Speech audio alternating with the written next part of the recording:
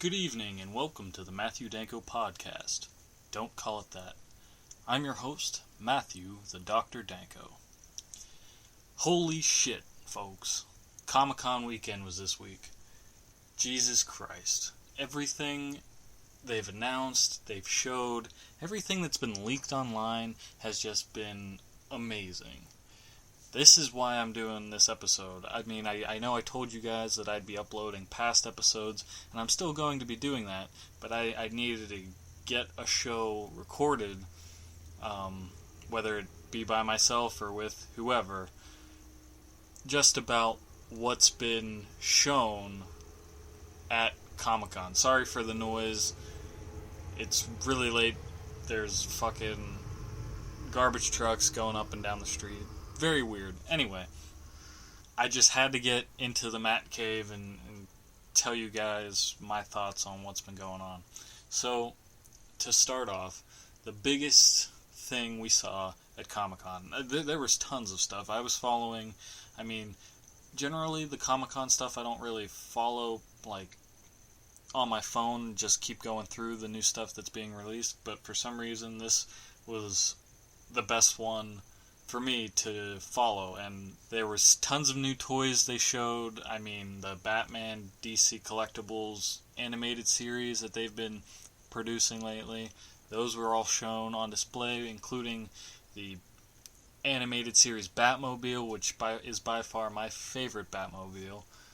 If you're a toy collector, and if you like Kenner, this does that toy line justice. They're producing the 6-inch Batman figures from the animated series and the New Adventure series, but they produced a 2-foot-long animated series Batmobile with lights. I don't think it has sound effects, but the hatch slides open instead of lifts open like the original Kenner one.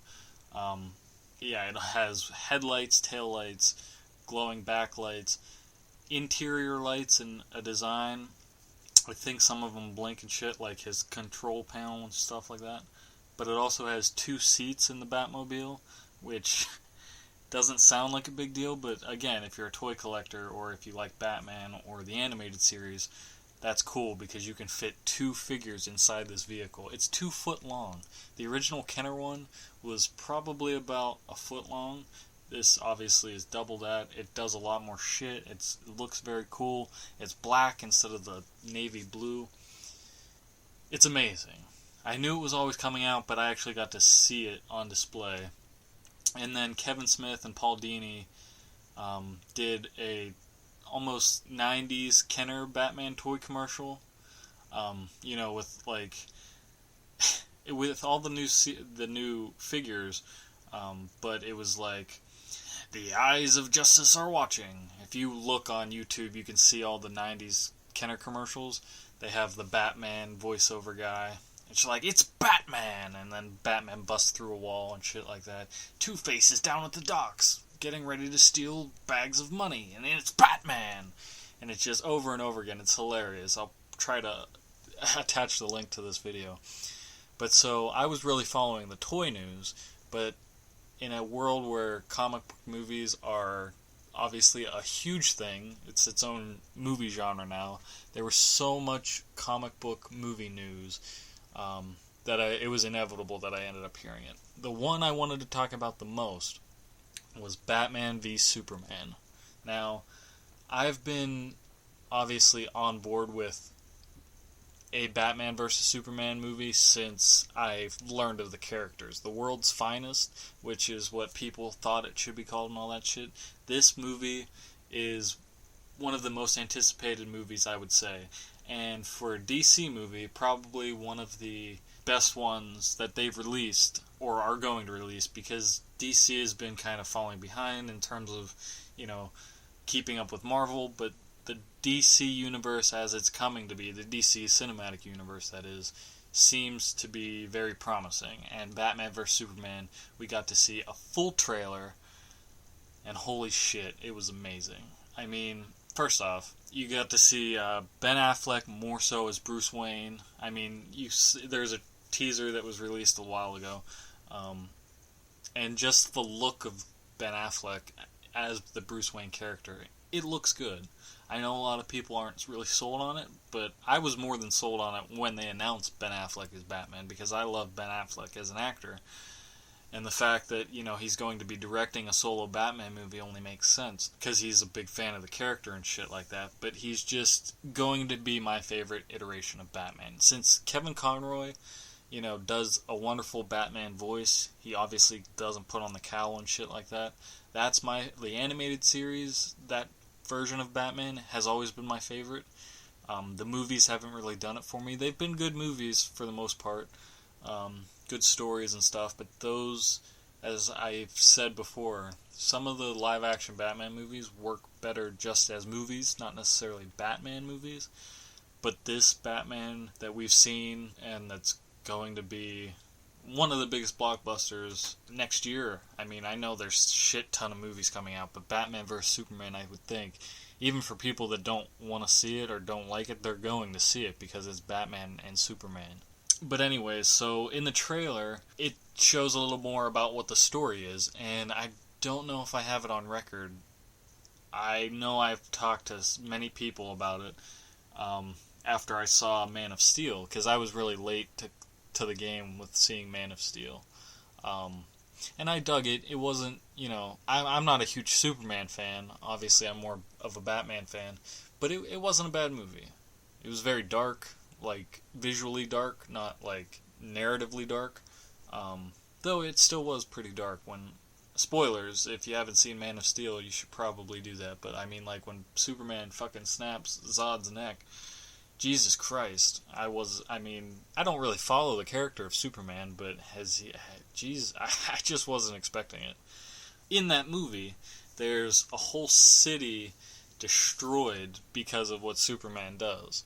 And when I saw that, I was kind of like, holy hell, like, that's the amount of destruction that was created by Superman. Like, I don't see how anyone couldn't see him as an antagonist. I mean, he saved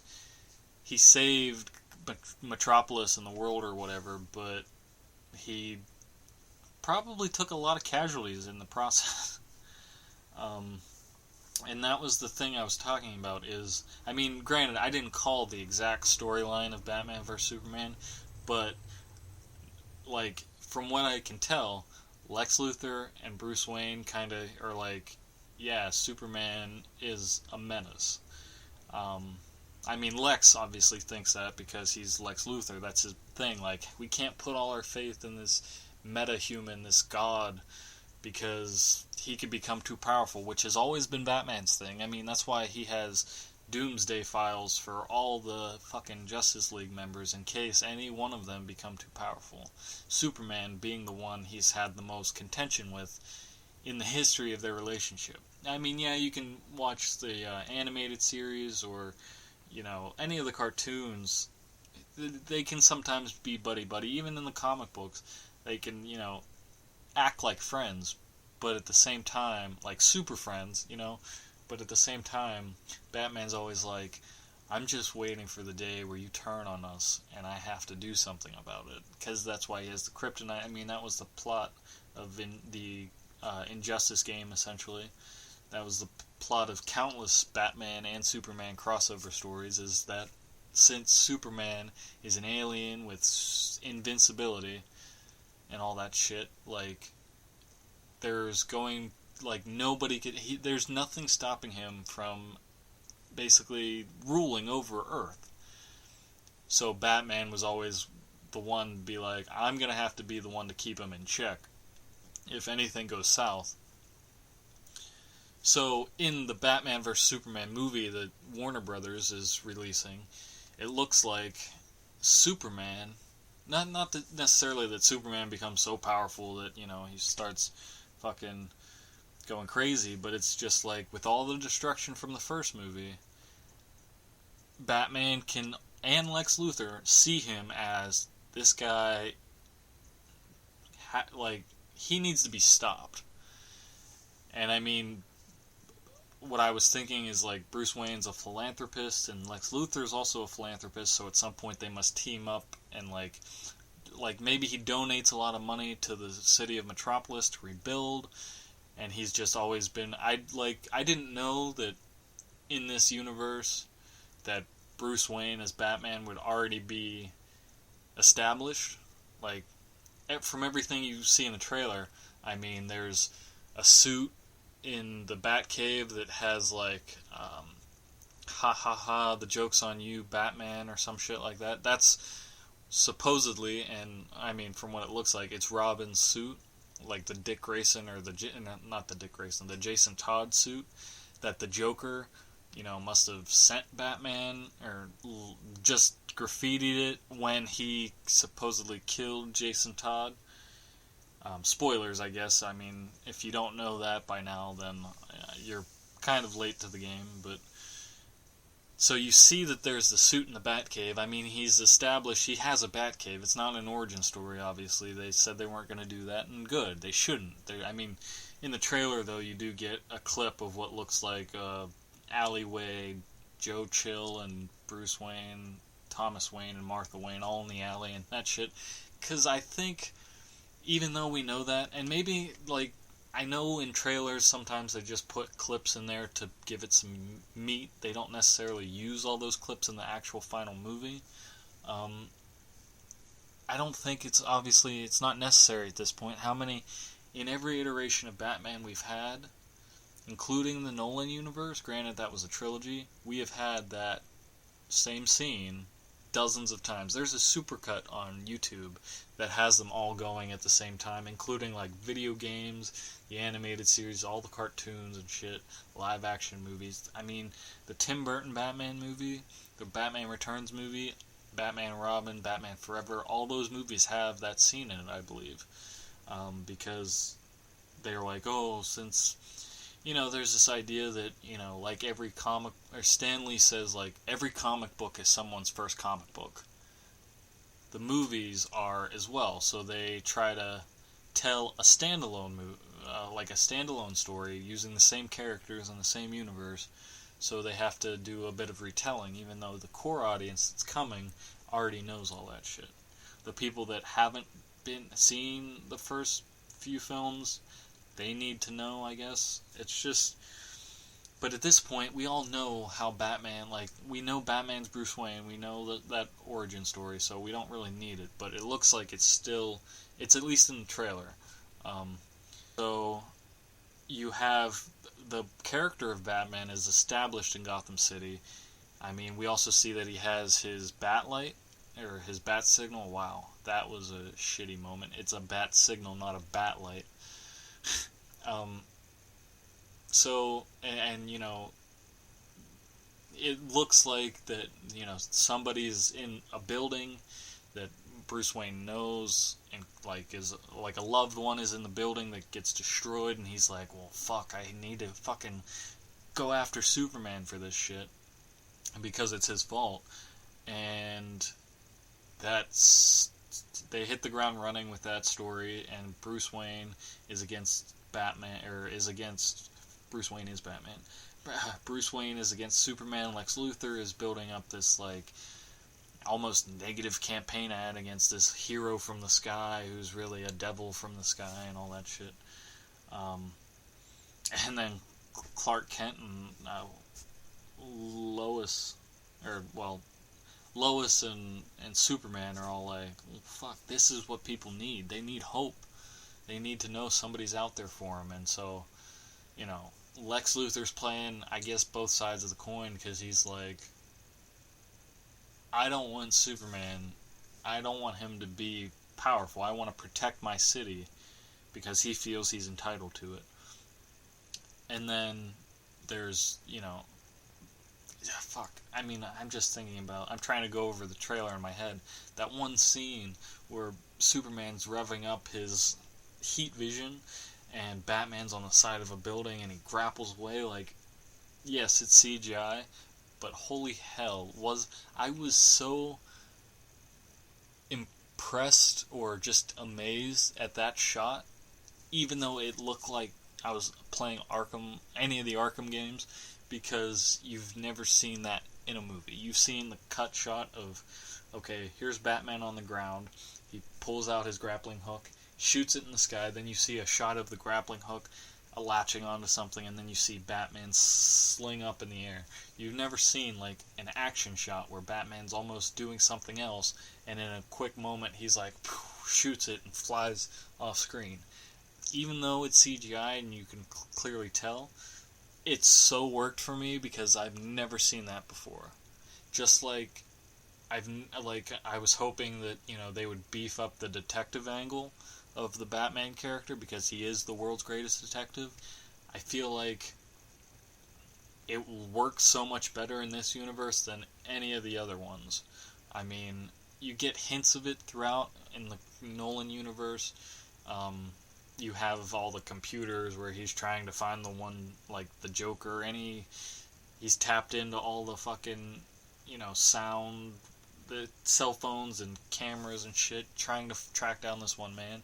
That's sort of the detective work, but not to the extent of which the character needs, I think, to be Batman.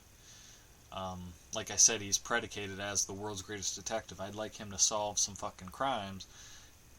And he's probably not going to be the true detective, or the actual detective. I don't want to get sued.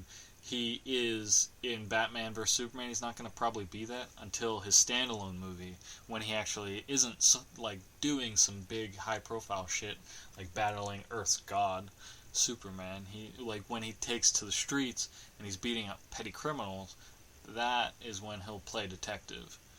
And I think in the direction that even the trailer has presented, and, you know, even I would say to an extent the Suicide Squad movies have been, the direction that DC and Warner Brothers are going, it's going to work, and it's going to be amazing.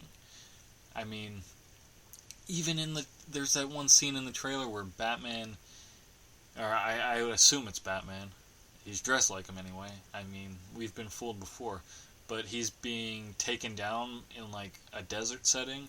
He has these goggles on, and he has this big fucking, like, utility belt, almost like a military utility belt with pouches and shit, instead of his, like, standard suit. It kind of looked like, if you see any of the, like, the cosplay stuff, or, like, a steampunk Batman, industrial Batman, any of that shit, Gotham by Gaslight Batman, it looked like they were going to introduce other suits into this movie, which would be amazing, because that's another thing they didn't do really in any of the other movies. It was always the one suit. The only other movie, and it's not a great example, is Batman and Robin. He had, like, the regular bat suit, but then he had, like, the ice suit, which was silver and shit. Which was clearly just for toys and stuff, but this looks like a legit... I mean, he has suits in his cave of at least Jason Todd's Robin, or a Robin. They could go a completely different way with it. That's just based on what I know of the characters. I'm gonna keep calling it the Jason Todd Robin suit. So he has access to all these suits. And, I mean, we see the mech suit. We saw the mech suit way back in the day. You know, the one with the voice modulator that's like, "Ooh, tell me, will you bleed?" Like, fuck. That's another cool suit that I've been reading about. And it's almost hinted to, I guess, in the trailer, is that when you see, spoilers if you haven't seen Man of Steel, but we're talking about Batman vs. Superman, so it's a sequel anyway. You see a dead General Zod in a body bag. Like, I've been reading that they take the suit that General Zod was wearing. Batman takes that suit and makes the Kryptonian, like a Kryptonian suit to fight Superman that gives him that power.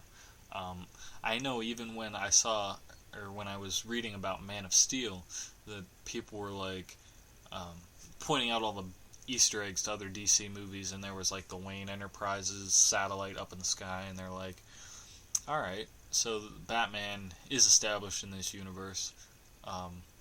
And then somebody pointed out that, like, on the General Zod mesh suit, you could see a bat symbol, and it was really weird, and you kind of had to squint and like tilt your head and shit, but you could see it. Um, but it almost looks to an extent like he's going to use the technology from that suit and mesh it into his new suit, because it kind of has the same pattern. It's definitely a very similar color. But yeah, it's just like everything about this movie, it seems they're doing right.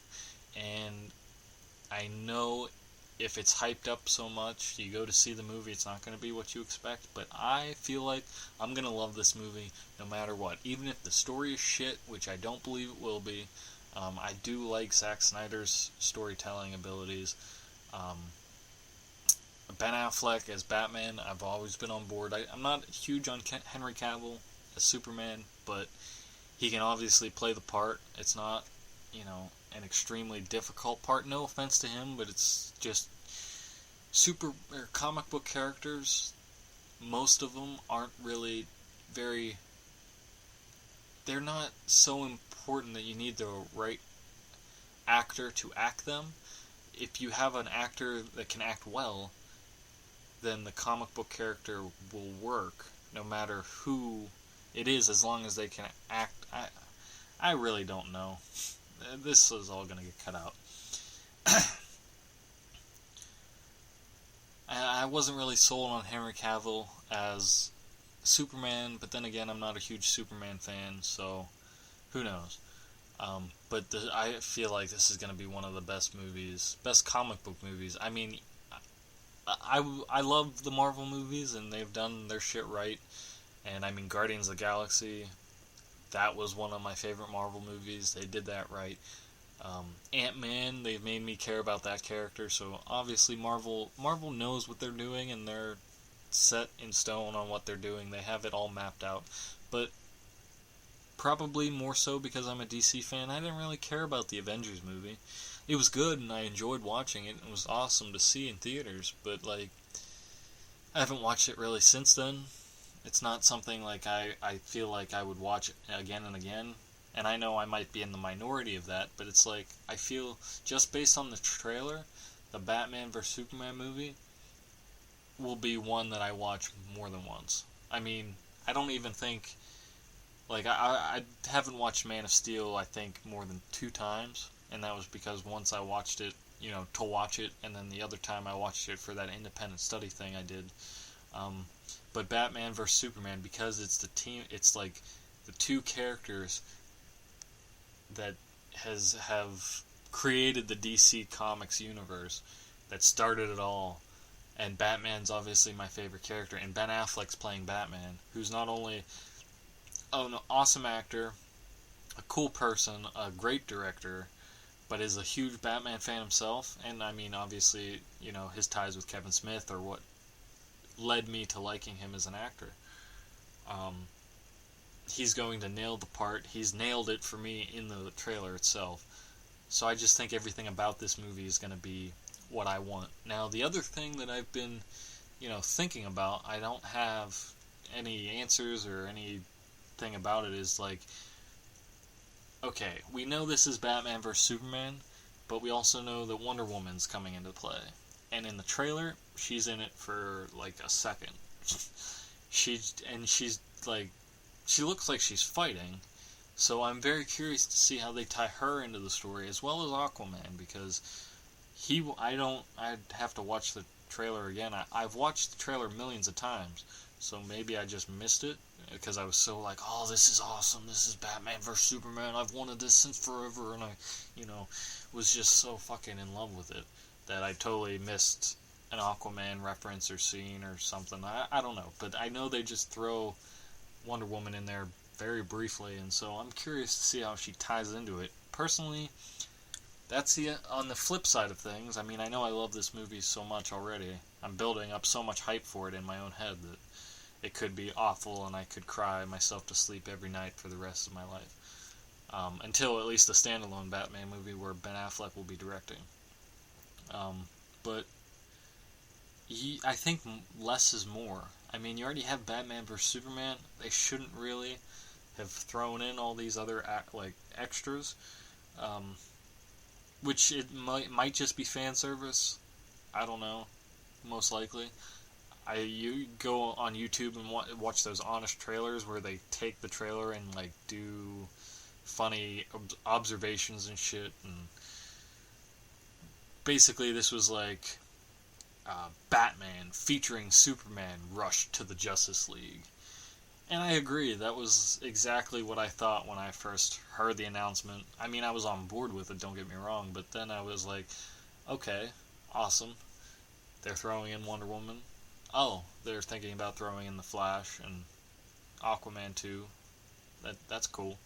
But it's like, take your time. I mean, your DC has been technically...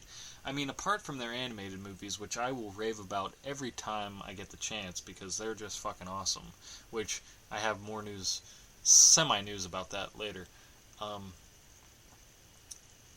They've been behind in terms of, competition with Marvel. Like, they can afford to take their time because they're already behind.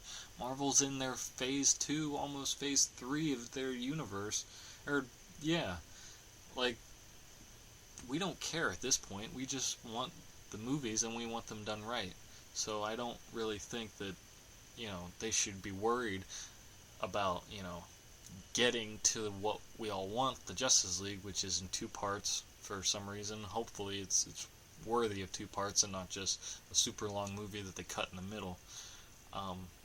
So I don't know. That's just me. I mean, I'm in a world where all these movies are becoming reality. I'm just happy I get to see all of them. So yeah, hopefully I get to speak with Bobby and Adam on the Guys Talking About Shit podcast that I'm a frequent guest on. Hopefully I get to talk more about that because I could go on forever about this. The other movie news related to DC is their talks of the Killing Joke animated movie. I don't know if you guys have seen the animated movies that DC and Warner Brothers have put out, but they've always been spot on. They've been awesome recreations of the comic books, like straight from the comic books. The Dark Knight Returns, Part 1 and 2, straight from the comic books, and it works so well. I loved it. That's another animated movie. That's, of course I would love to see it in a live action version, but it works so well in the animated format because, I mean, it is a comic book, and there's certain things you can get away with in a comic book cartoon than you can a live action movie and still have it be realistic, and it was done so well. And they also did, the Batman vs. Robin, I don't think I've seen that one yet, but the Batman and Son was good with Damian as Robin, and plus Kevin Conroy does the majority of these voices, and he's my favorite Batman. That's the other thing I was talking about is like the voice modulator thing that's shown in the trailer. I call it a voice modulator thing. I don't know what it is, but like when Batman says like, "Tell me, do you bleed?" Like that could have been Kevin Conroy's voice modulated into the suit because obviously you don't need the actor on screen.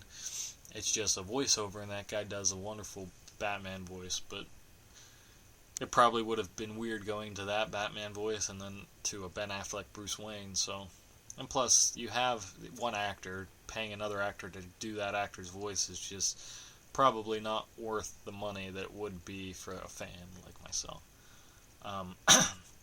But yeah, the Dark Knight Returns Part 1 and 2 were probably by far the best animated movies that they put out. They have, the Doom, Justice League Doom. That was fantastic. That was the storyline I was telling you about, where Batman has a contingency plan in case all the superheroes of the Justice League become too powerful. Well, those files get stolen by the... I forget who the main villain is in that movie, but basically all their counterparts come at them with their weaknesses, and they're like, well, shit, where did they learn this stuff out? And then Batman's like, my computer's been breached and shit like that. He doesn't say that, I'm paraphrasing, but they're like, well, fuck, what gives you the right to have, like, all this shit? Like, what happens if you become too powerful? Like, what do we do? And he's like, I have the Justice League for that. And he's basically, the point is, like, Batman is the one that has to hold everyone to a certain standard, including himself. So, like, if anyone becomes too powerful, the Justice League, it's his job and his duty to protect his city and his planet, because it's for justice. If Batman were to misuse those things, misuse any of the information he has, the Justice League teaming up to take down Batman would be enough to stop him, because he knows himself. Like, if you play the Injustice Gods Among Us video game, Batman at one point fights Batman because he's like, well, my version of Batman is more morally focused than your version of Batman. Is like, I have to do the right thing for my city. And the guy's like, I have to do the right thing for my city. And then they butt heads and you fight, which is cool. But it's just like, that's the key to Batman. That's why Batman's such a cool character, is because he does everything for justice. I mean, Bruce Wayne is always Batman. Batman's always fighting to protect his city. He's always right. He's always prepared. He's everything you want in a superhero. And he doesn't have some shitty thing like, oh, the sun gives me powers, which is a cool idea and was cool when it was released, but it's like, if you make your superhero invincible, it's not really that impressive, because nothing will harm him. I know there are certain circumstances where he does get his ass kicked, and in The Dark Knight Returns, spoilers, Batman and Superman fight, like, mano-a-mano, sorta. Technically, he's still wearing a mech suit, so it's not like Batman's just facing him as Batman. But anyways, so, The Killing Joke. They're talking about making it into an animated movie. And I know that probably 3 months to 4 months ago, and this is probably unrelated, but I sent DC Comics and Warner Brothers the same letter saying, here's what you have to do. You have to forget all the shit that Marvel's doing. I know they're your competitors and all that, but here's your plan. Don't worry about playing catch up. Basically everything I've said already. And here are the animated movies that we would like to see, because your animated movie market is on point. I could name all the animated DC movies I've seen. Couldn't name one Marvel movie that I've seen that's an animated version, because I don't care. And I mean, I know I'm biased because I'm a DC fanboy, but I haven't heard any good things about any of the other Marvel movies that are animated, because I've only heard things about DC animated movies. So I don't know. I'm not saying that Marvel animated movies are bad. I'm just saying DC animated movies are so good that I don't want to watch anything else. And to see The Killing Joke realized in the animated movies, the way they've been doing it, phenomenal. That's what I've been saying they should do with Death in the Family. If they can do The Dark Knight Returns, and if they're going to do The Killing Joke, they can get away with Death in the Family, and that might be the way they test the waters. I mean, they're also producing a Suicide Squad movie, which is a cast of villains as the... I mean, you can't even really call them anti-heroes, because they're straight up villains, but they're working for justice in a way. I don't really know. They're just straight up villains, but they're the protagonists of the story, I would imagine. So like, they're testing, DC and Warner Brothers are taking all these chances with all their properties. They can do a Killing Joke animated movie, and if they do it the way they've done their animated movies so far, which I don't see why not, it'll be successful. So they can do a Death in the Family, and they can do a Crisis on Infinite Earths, which I'm sure is something that everyone wants to see. They want to see, spoilers, the death of Supergirl, and like the death of the Flash, and shit like that. I mean, they've seen it in comic book form, they want to see it in an animated movie. They'll see it on screen if you take long enough. I mean, there's so many good animated storylines out there, or comic book storylines out there that would work in an animated format. And The Dark Knight Returns proves that you can do anything with it.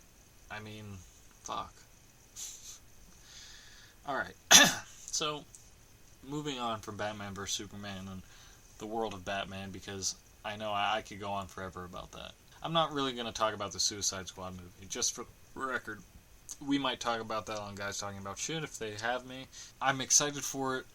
It's going to be a cool movie to see. The trailer looks awesome. I'm very curious to see Leto now that we've seen him speak and we've seen everything else.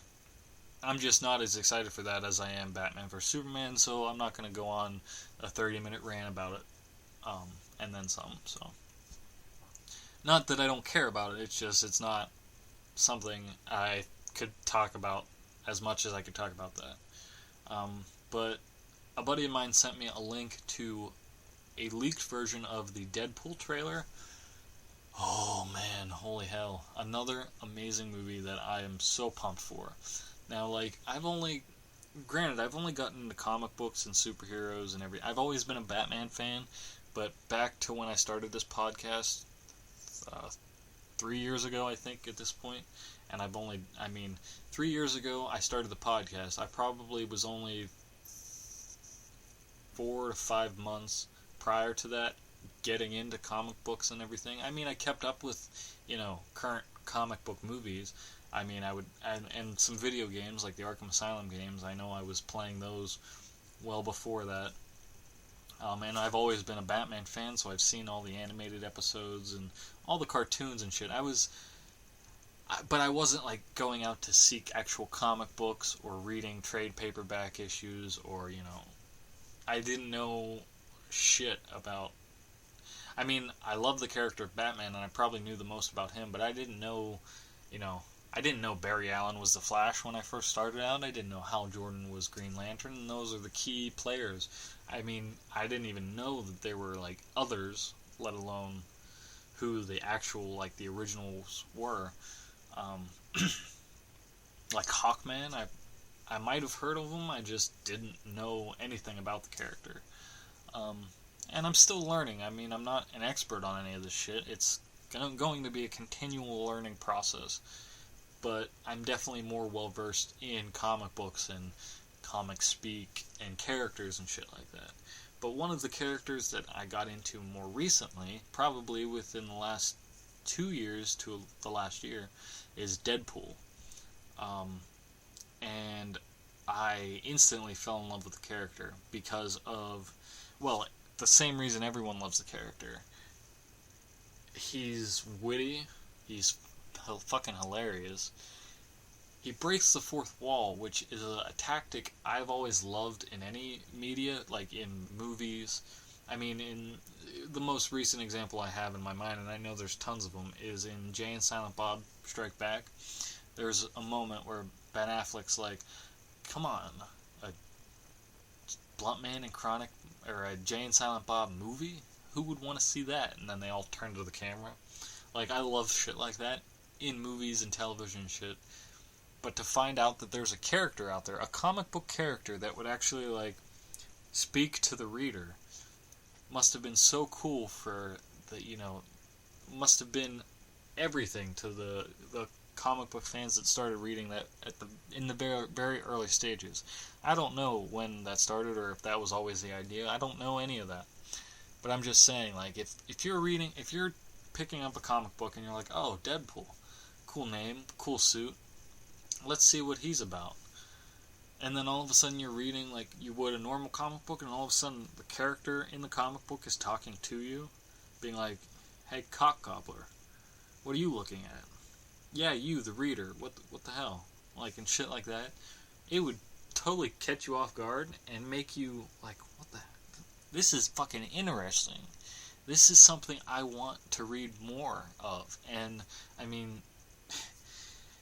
just, and the way it's like, I played the video game, which was a very cool representation of the character in the video game of Deadpool. Basically gets a call and he's like, I want to make a Deadpool game, I've got your script, and there I made some few changes, and the whole time while you're playing the video game, Deadpool's commentating on the creation of the video game and shit like that. It's just a cool idea. And they've cast, obviously, everyone knows this by now, Ryan Reynolds is Deadpool. I mean, there's a trailer out. Obviously, they've cast him already. They casted him way back then. But he fits the character so much, and the trailer looks so amazing. Just when he opens his mouth, which you don't see because it's behind a fucking mask. I could watch that trailer just as much as I could watch Batman vs. Superman. Those are the two movies that I'm most anticipating. And I know less about Deadpool, obviously, than Batman. But it's such a cool character. And because the other thing that really makes it interesting for me and makes me want to see the movie is how fan-orientated it is. I mean, a lot of, obviously, comic books and, I mean, everything now has a fandom. Everyone has a following, and the followers, the fans, they'll defend that, whatever it is, they'll defend it to the hilt. If you say something negative about it, or if you say you don't like it, they'll come at you with 10 points about why you should like it, and it can get really heated and stuff. But, like, the fans that know the characters and know what they want to see and know, that have just been around since the beginning, they've been pushing this movie forward ever since, like, I don't know, for just forever. The fans wanted a Deadpool movie because he's a fucking cool character, and the fans are getting a Deadpool character. Not only that, but a Deadpool fan is helping get the Deadpool character to be everything that they would want. Because what's more important? Hitting an entire audience, like hitting your widest possible audience. This is the kind of thing Kevin Smith always talked about, and still always talks about, is like, why would I want to cast the widest possible net to get everyone to go? Why not just focus on the people that are already coming and make it for them? Because, like, they're the ones that want to go see it. If I try to, add all these other elements into it just to get other people to come that might not like the movie anyway, might not like what they're coming to in the first place, and some of them won't even come, like, why even bother? Like, that's just wasting everyone's time and everyone's money. Instead, why don't I do something that I know will work, because I know the people that are coming, I know the audience that it's for, I know what they want to see because they're fans of it, and they've told me specifically what they would want in a movie. And do it. Like, that's what Hollywood, doesn't get sometimes, and we could go into that argument, obviously, but it's just like, the fans know what we want to see, because they want to see it. It's that simple. You're not going to watch some shitty thing that you don't want to see just because it has the name of somebody you like on it. Like, unless you know for sure you're getting what you want, there's no reason to go at all. And Deadpool is 180 degrees away from anything you would never want, because it's everything you would ever want it to be. It's one of, I don't have to explain it to you guys. Anybody listening to this podcast probably already knows. And if you haven't seen the trailer, because it's been taken down, I don't know, you should go see it. You should go watch it. I'll try to find a link for you, because it's worth the watch. It's worth going to see. Probably in IMAX 3D. I don't even know if they would do that shit. And the fact that it's a Marvel property, Marvel, took some chances with the Daredevil Netflix show, because it was for Netflix and it was a different format. They didn't have to make it kid-friendly and, bubbly and shit. They made it really dark and gritty because that's what the character needs. With Deadpool, that's the exact same thing they did. They made the character fucking the merc with the mouth, because that's the character that he is. He does say cock gobbler in the fucking trailer. With Marvel Studios, like, the big red, like, title card at the front of it. It's funny, and it's so good to see that these movies are getting made, and that they're taking chances. To be fair, though, Deadpool, it's not really a risk. Everyone's going to go see it that wants to see a Deadpool movie.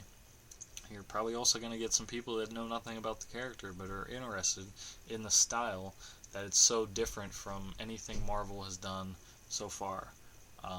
Yeah, I mean, to an extent, it's even different than Daredevil. It's probably going to be just as, not gory, but like, people are going to get limbs cut off. It's almost inevitable since your main character has katanas and shit. But it's just the hilarity, the Ryan Reynolds personality, which I believe, like, that's what I think of Ryan Reynolds just as a person. Like, I feel like he's that snarky, witty, quipped guy that just, I mean, that's the character he plays in every other movie. If he was wearing a Deadpool mask in any of those movies, you'd be like, this is a Deadpool movie.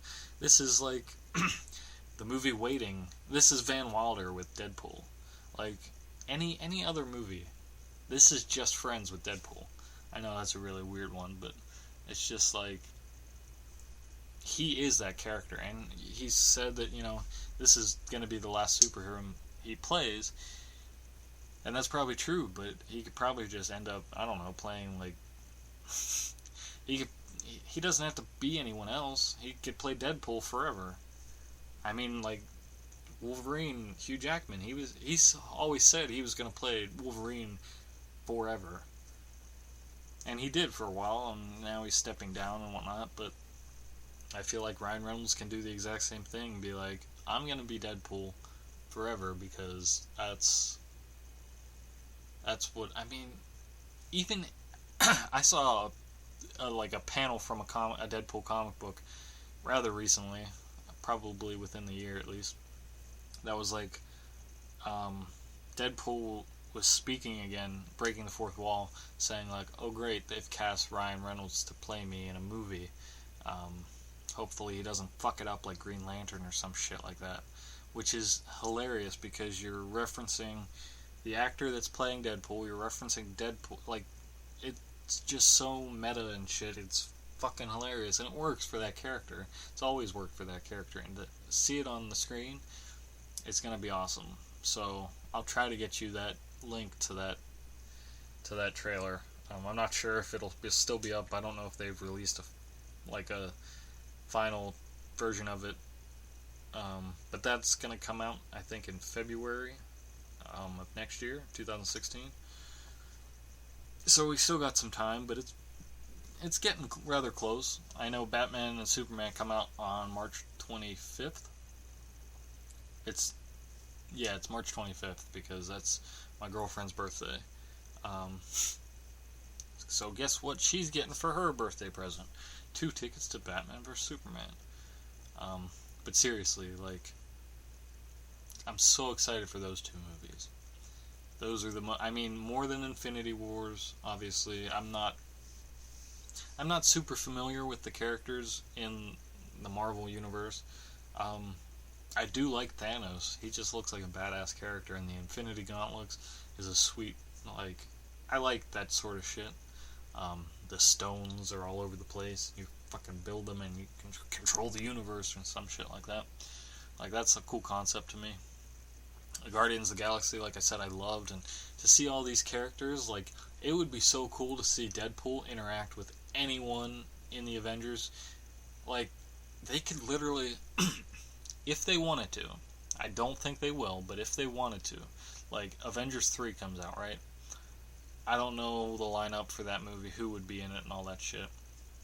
But they could literally have the movie stop, like, freeze frame, for one moment, and have Deadpool walk on screen, make some comments. He could even have, like, a scene in the movie where it's like Mystery Science Theater, where his silhouette is at the bottom, and he's just commenting on the movie and talking over shit. Like, they could do so much with that character, and they could. They probably should. They should take some more chances and do stuff like that. But to see Deadpool interact with any of the existing cinematic universe would just be hilarious. Like Iron Man and Deadpool, that would be fun. Fucking Steve Rogers and Deadpool talking. Like, I just would love to see that conversation happen on screen. That'd just be so fun to watch. But but yeah, I mean, there's tons of Marvel movies coming out, tons of DC movies coming out, but those from those two, I guess, franchises, the DC franchise and the Marvel franchise, those are the two that across the board are the ones I want to see. I mean, granted, Marvel's made me care about Ant-Man, and I'll definitely go see that in the next week it comes out. Oh shit, it might come out this week. This Thursday? Friday? But, like, that character, I knew nothing about other than the fact that he, you know, could be the size of an ant and have the strength of 10 men or whatever. But they've made me care about that character. They made me... I mean, it's Paul Rudd, too, which is a wonderful choice. That's the other thing, is they're acting... The actors that they're choosing for these roles fit so well. And they're just perfect. So I hope Ryan Reynolds always plays Deadpool forever. Because there's no one else, I think. I mean, that shit could change. You know, in 60 years, when they start remaking this shit... Or let's be realistic. In the next 20 years, when they start remaking all this shit... They could cast people I haven't even seen before, people who aren't even born yet, to play all these roles, and they might do extremely well. So no offense to all the future generations of actors that have yet to grace their presence on the screen, but in my opinion, Deadpool should always be Ryan Reynolds, and Ben Affleck should always be Batman. I mean, granted, I haven't seen, you know, him as Batman fully, just in snippets in the trailer, but, like, I've always liked him more than any other Batman I've seen. More than Michael Keaton, more than Christian Bale. Obviously, it goes without saying, Val Kilmer or George Clooney, but, like, and Adam West, obviously, that was a whole nother Batman universe, I would say. Just when I heard Ben Affleck was cast as Bruce Wayne, I knew that I would like him infinitely more, and that's basing no no audio or visual of him as Batman or Bruce Wayne. That was just straight up gut feeling, and they got the suit right too, which, you know, Comic-Con was huge. And I'm only touching on a few things because I'm sure I'll talk to Bobby and Adam about this at least. If I don't, the next time I see them and hang out with them or record a podcast, it could be a month or two from now. I doubt it'll be that long, but if it were, I would still be talking about this shit that just happened, you know, this weekend. So those are the movies that I'm looking forward to. Again, more on that later, but the biggest thing above all else, like, I didn't want to, you know, I kind of buried the lead a little bit because of how raved I was about, you know, Batman vs. Superman, but the biggest thing that I'm waiting for and that I want more than anything, probably even more than Batman vs. Superman, Ash versus the Evil Dead. Oh! Another trailer that was released during Comic-Con. Ash vs. Evil Dead. Now, I would used to do episodes of the Matthew Danko Podcast titled Ash Wednesday, where I would just talk about all of the Evil Dead shit that was either happening then or just stuff I wanted to cover, comic books and stuff like that. And now that might come back because there'll be, I would assume, weekly episodes of Ash vs. the Evil Dead on Starz. 30-minute episodes of Ash vs. the Evil Dead.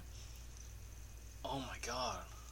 Fucking this is a definite trailer that you're going to have to watch.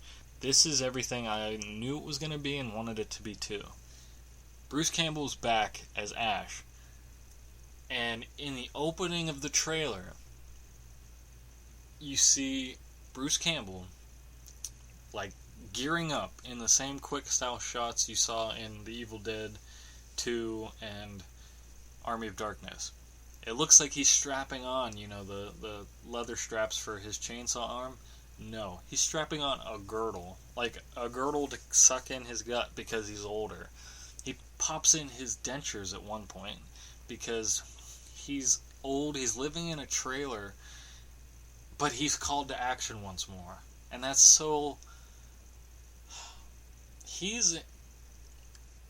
Okay. I'm getting really excited. So Bruce Campbell comes back as Ash, and everything about it just screams fucking awesome. Okay? We've talked about it on the Guys Talking About Shit podcast, but Bobby was saying how, essentially, like, how are they going to mix, you know, like, because we had read somewhere online, how are they going to mix the two universes together, like the new remake universe and the old universe? And to be quite honest, it looks like they meshed them perfectly together. You have some newer shit happening. It's the new style. The cinematography is new and crisp, and it looks a lot like the remake. But then you have Bruce Campbell, to an extent, a relic from the past, and all of his dialogue is straight up, like, I think Bruce Campbell is Ash.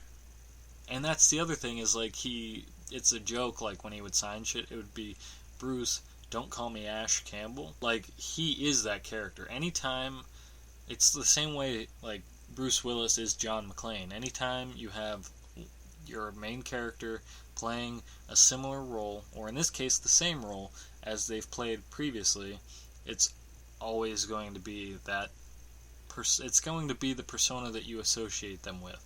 Bruce Campbell is the action hero that's kind of washed up. I mean, he's known as a B-movie actor, which, to his credit, he shouldn't be. He's an A-list person, actor, man, god, whatever. He's one of the best people on the planet, and I have yet to meet him. Everything he does is awesome. I loved him on Burn Notice. That character Vash was the first thing I saw him in. Then all of the other, underrated shit that he's done. Bubba Hotep and all that shit too. He is amazing. I read his book, If Chins Could Kill, Confessions of a B-Movie Actor, in middle school, like 6th or 7th grade. Because, I had known about him and the character Vash for a long time prior, but Jesus Christ. Alright, so talking back to the trailer. You have him, gearing up to take on the Deadites. You have Deadites coming back. Forget all that. He has the Necronomicon in, like, a wooden box in his trailer. And he gets it out, and he's like, I have to see a man about a book, or some shit like that. And there's one scene, okay. If you think, like, the Evil Dead franchise is just, the original, is just silly and stuff because it's low quality, it's, whatever. It's fun, it's practical effects, they've, it was really just borderline between serious and silly. At least in the beginning, like, they made a low-budget horror movie with practical special effects, solid story, the way they wanted to make it. And then they reinvented it in part 2, and then made it a little more goofy in part 3, but still with the cool action hero who has a fucking chainsaw and a shotgun as his weapons of choice. Not only that, but his chainsaw is his right hand. That's so iconic at this point. And at one point in the trailer, you see him dive through the air, like somebody throws the chainsaw. It's very similar to Army of Darkness. Somebody throws the chainsaw, and he dives through the air, and it hooks onto his stump right hand, and he fucking cuts through some bitches. Oh, Bruce Campbell's a god. And then you have him playing on the fact that he's, a washed-up actor, or not actor, a washed-up action hero, essentially. Kind of like My Name is Bruce, where he's playing a more exaggerated version of himself, but still very much himself.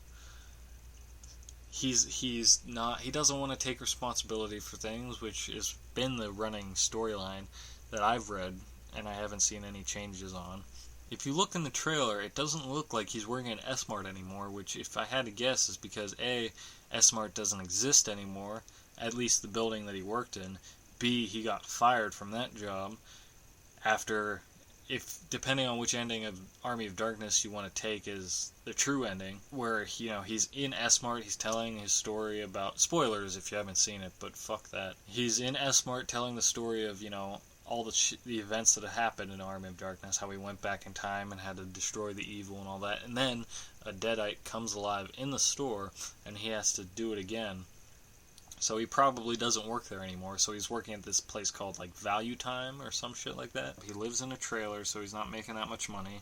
And he's probably seen as, like, the town weirdo or some shit, because everyone's listened to his stories a million times about how he, A, traveled back in time, or B, killed a bunch of people in a cabin because he had to, or some shit.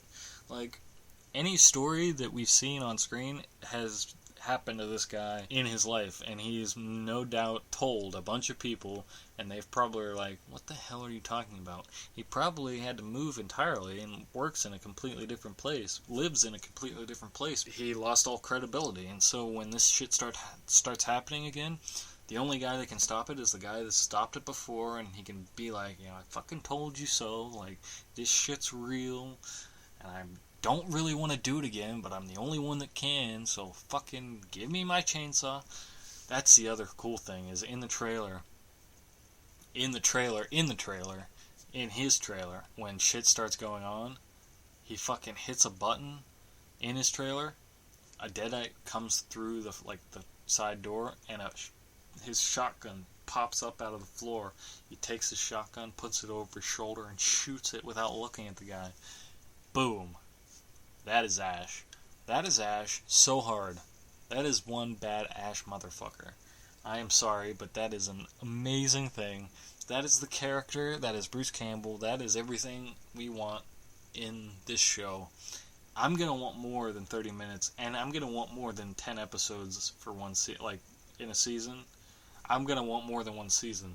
Let's be honest. I want this to be the last thing Bruce Campbell ever does. I want him to honestly come back every year as Ash in another season for the rest of his life. I want to see the Bubba Hotep version of Ash, where he's in a nursing home, still fucking doing it.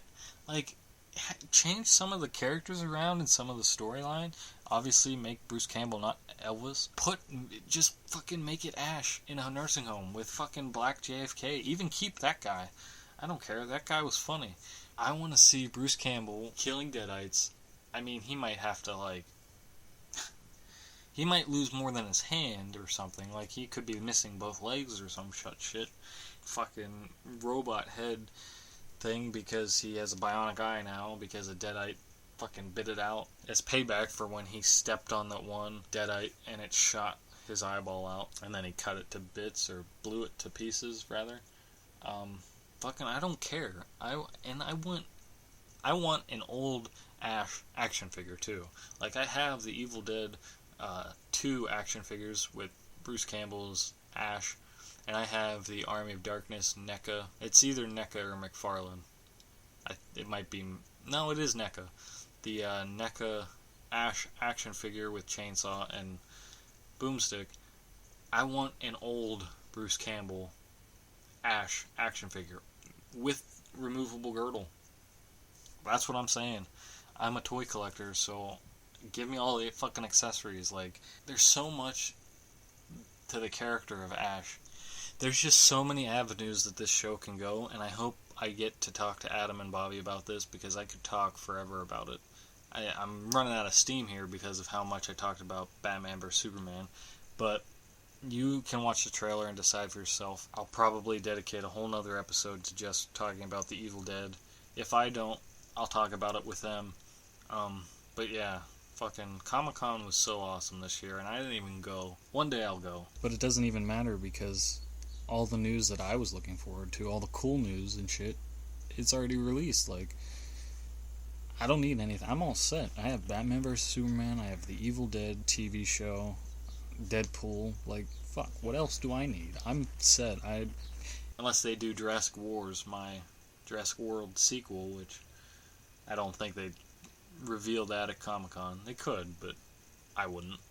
You know, I was actually looking up, like, trivia to the old movies, like the Jurassic Park original trilogy and shit like that, just to find some stuff out. And I was reading facts about Jurassic World because by the time I got through all 3 of them, I was like, well, yeah, tell me some shit about Jurassic World. Apparently, there was some talks of doing some Marines or soldiers with spliced dino DNA. That was actually an idea pitched long before my hands got to it. But it was rejected. However, with the way they set it up now, it's the only place left to go. I'm cheering the Inhumanus Rex 2017. Watch out for it. But yeah, man. Fucking Evil Dead. Oh, I'm gonna go watch that trailer again. Because fucking Bruce Campbell can do no wrong, folks. I don't know if you know this, but Bruce Campbell is amazing. I'm gonna keep saying it. Bruce Campbell is amazing.